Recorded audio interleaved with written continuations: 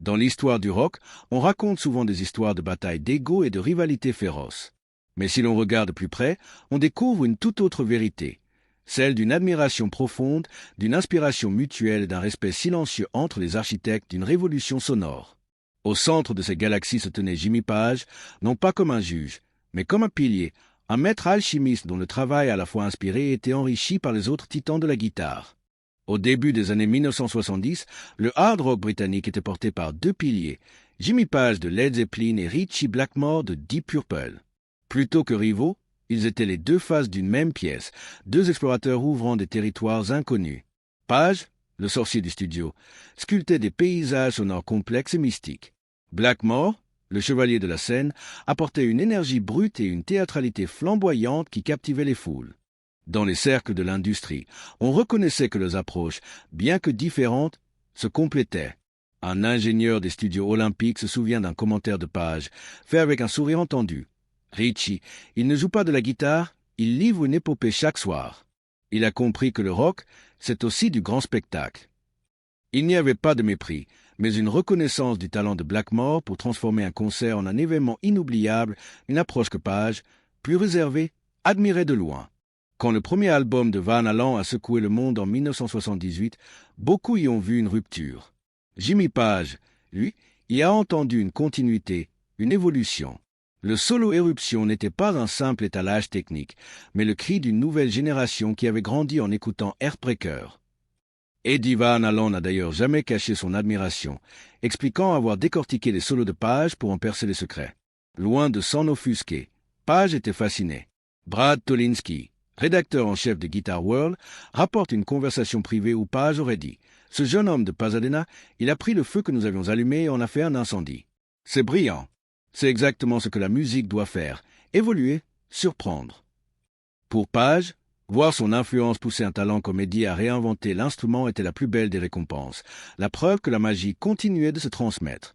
Au milieu des années 80, l'arrivée d'Yngwie Malmsteen et de son jeu néoclassique aurait pu être perçue comme une menace par l'ancienne garde. Mais pour un musicien aussi curieux que Page, c'était avant tout une nouvelle fusion fascinante.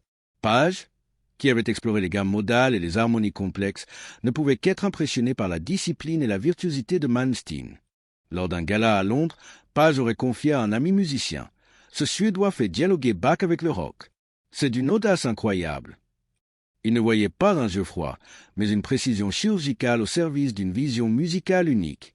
Il reconnaissait que si son propre langage venait du cœur du blues, Malmsteen ouvrait une porte sur un autre univers, celui où la rigueur du classique rencontrait la puissance de la distorsion. C'était la preuve que la guitare était un instrument aux possibilités infinies. La relation entre Jimmy Page et Keith Richards était celle de deux maîtres artisans admirant leur style respectif. C'était l'alchimiste face au puriste. D'un côté, Keith, le gardien du groove, capable de créer une magie brute et irrésistible avec seulement 5 cordes et un instinct infaillible. De l'autre, Page, l'architecte sonore, superposant les pistes pour bâtir des cathédrales de son.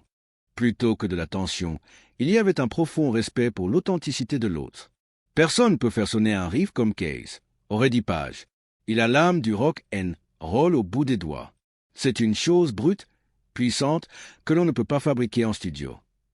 Lors du concert caritatif AMS en 1983, où ils partagèrent la scène, les regards échangés en disaient long, une reconnaissance mutuelle entre deux hommes qui avaient consacré leur vie au pouvoir du riff. L'arrivée de Jimi Hendrix à Londres en 1967 n'a pas créé de la jalousie. Elle a provoqué une onde de choc créative qui a élevé le niveau de tout le monde.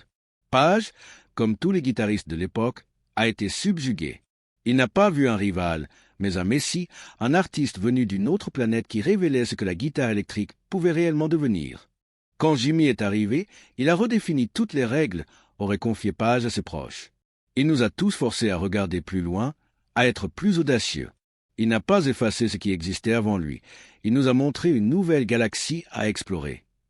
L'héritage de Hendrix n'était pas une ombre, mais une lumière intense qui a guidé Page et toute sa génération vers des sommets d'innovation. Jimmy Page et Eric Clapton étaient avant tout des frères d'armes, nés de la même passion pour les légendes du blues américain. Ils avaient usé les mêmes vinyles, cherchant à percer les mystères de B.B. King et de Muddy Waters. Leurs chemins ont divergé, mais leur fondation est restée la même. Page admirait la pureté et l'intégrité de Clapton. Eric a une connexion directe avec l'âme du blues, aurait-il souvent dit. Il ne joue pas le blues, il le parle avec une éloquence que peu de gens peuvent atteindre. Il voyait en Clapton le gardien de la flamme, celui qui maintenait l'authenticité de la tradition, tandis que lui-même s'amusait à en être l'alchimiste, transformant le plomb du delta en or mystique. Leur respect mutuel était celui de deux disciples ayant choisi des voies différentes pour honorer les mêmes maîtres.